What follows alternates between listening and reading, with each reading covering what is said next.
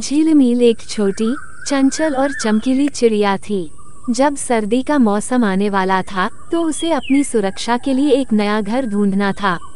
जंगल में ठंडी हवाएं चलने लगी थीं और झिलमिल ने महसूस किया कि उसे जल्दी कुछ करना होगा। एक दिन झिलमिल अपने पंखों को फड़फड़ाते हुए एक पेड़ से दूसरे पेड़ पर उड़ रही थी।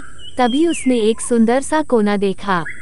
वह एक बड़ा, मोटा पेड़ था जिसकी शाखाओं में घोंसला बनाने के लिए पर्याप्त जगह थी। उसने सोचा, यही सही जगह है। यहाँ मैं ठंडी हवाओं से बची रहूंगी और आराम से सर्दियाँ गुजार सकूंगी।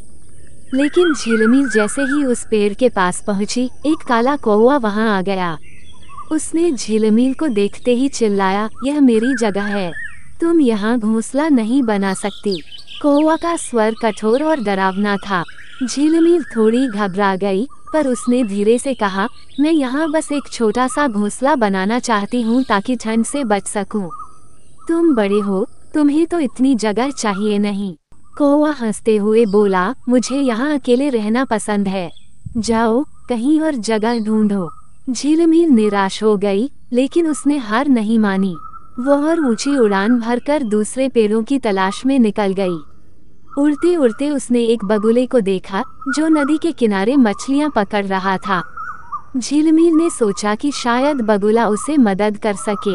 वह बगुले के पास पहुंची और बोली, बगुले भाई, क्या तुम जानते हो कोई अच्छी जगह जहां मैं अपना घर बना सकूं? बगुले ने धीरे से सिर हिलाते हुए कहा, यहाँ नदी के किनारे तो बहुत ठंड होगी, लेकिन अगर तुम पहाड़ की तरफ जाओगी तो वहाँ कुछ गर्म कोने मिल सकते हैं। झिलमिल ने बगुले का धन्यवाद किया और पहाड़ की ओर उड़ चली। थोड़ी देर बाद उसे एक और चिड़िया मिली जो एक सुंदर से घोंसले में बैठी थी। वह बुलबुल थी और उसका घोंसला बहुत सुंदर था। क्या मैं यहाँ घोंसला बना सकती हूँ? झिलमिल ने पूछा। बुलबुल ने मुस्कुराते हुए कहा, ये जगह मेरे लिए है, लेकिन वहाँ पास में एक और पेड़ है, वहाँ तुम आराम से अपना घर बना सकती हो। वहाँ कोई तुम्हें परेशान नहीं करेगा। झिलमिल खुश हो गई और तुरंत उस पेड़ की ओर उड़ चली। वहाँ उसने अपनी चोंच से तिनके और पत्तियाँ जमा करना शुरू किया। कुछ ही दिनों में उसने एक छोटा पर गर्म और सुरक्षित घोंसला बना लिया। अब सर्दी की ठंडी हवाएं उसे परेशान नहीं कर सकती थीं। कभी कभी कौवा फिर से आता और झिलमिल को चिढ़ाता, तुम्हारा घोंसला बहुत छोटा है, इसमें तुम कैसे रहोगी? लेकिन झिलमिल ने मुस्कुराकर जवाब दिया, ये छोटा हो सकता है, पर यह मेरा अपना है और इसमें मैं सुरक्षित और खुश हूँ।